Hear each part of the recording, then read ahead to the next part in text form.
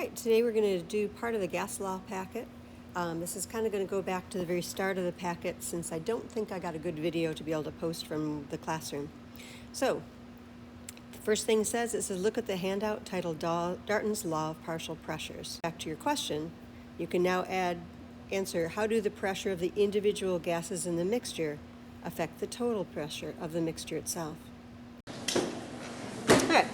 So remember last time we did partial pressures, right?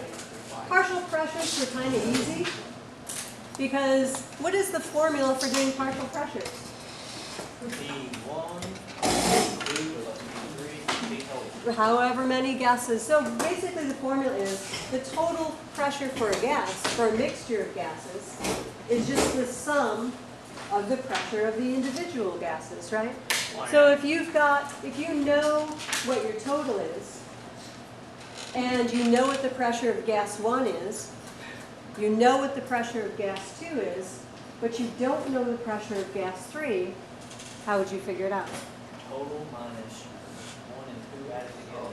Yeah, your total minus your 1 and 2 added together. Whatever's left over is going to be your unknown gas, okay? So partial pressures is pretty easy, okay? Just the sum of the pressures. So now we're going to move on to Boyle's law. Boyle's law, and there it is. So let's take a look here. We can see that we've got 3 different gases. We've got oxygen, hydrogen, and nitrogen. And we have the same number of we don't necessarily have the same number of particles here. But what I can see is I've got 3 different types of particles, or 3 different types of molecules. When I look at my mixture of the gases, they're all mixed together in the same thing. So here's the total pressure for my mixture. Here's the pressure of the individual gases.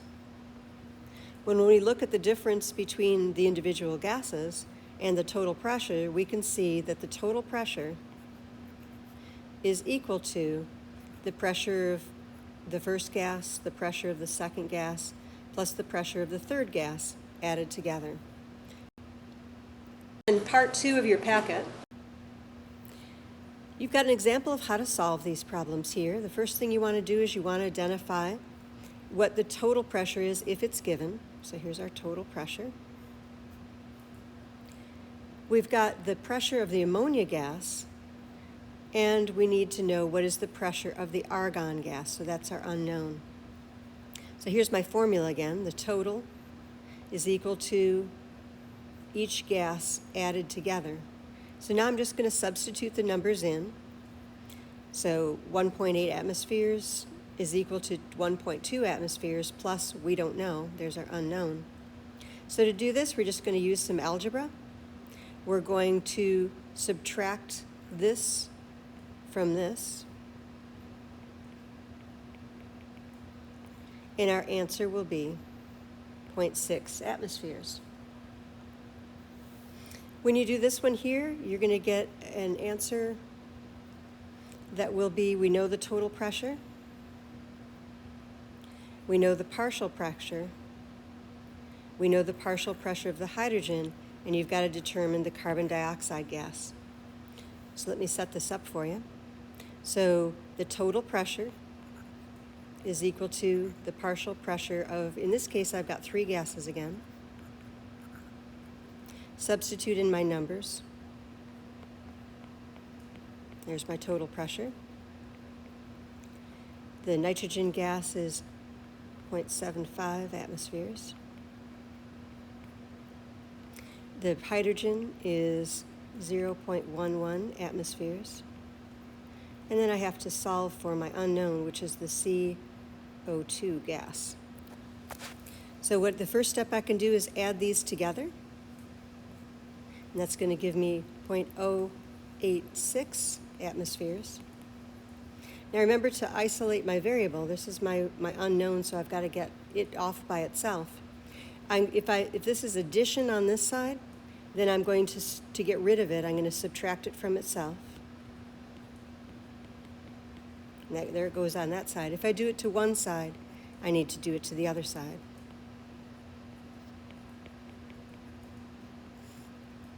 And when I do that, I'm going to get 0.19. Now it looks like I need two significant figures, so 0.19 atmospheres. And that would be my answer. So you go ahead and do the next few. Here's the handout. So if you could go ahead and do that data table that's there. I really think the handout that's in your packet is kind of, let me just steal yours. If you keep it open like this, you can see the handout really well and read the numbers well to be able to do that data table, okay? So I would lay it out like this so that you can see it and you can write down your,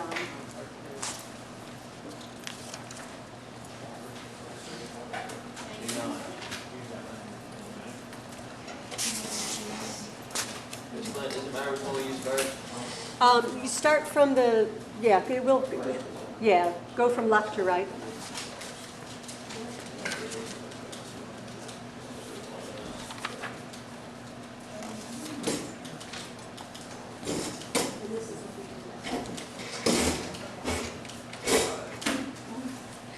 All right, so you're just writing down the data. You're just writing down the data from there, reading off the pressures and putting down the volumes.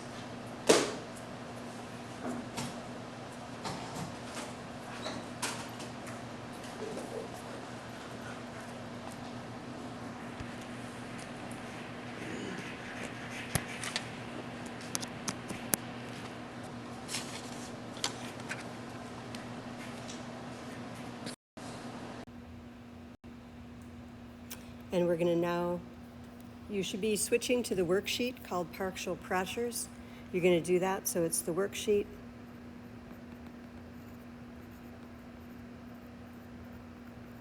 You're going to do that one right now. When you finish with that, we're going to move on to Boyle's law. So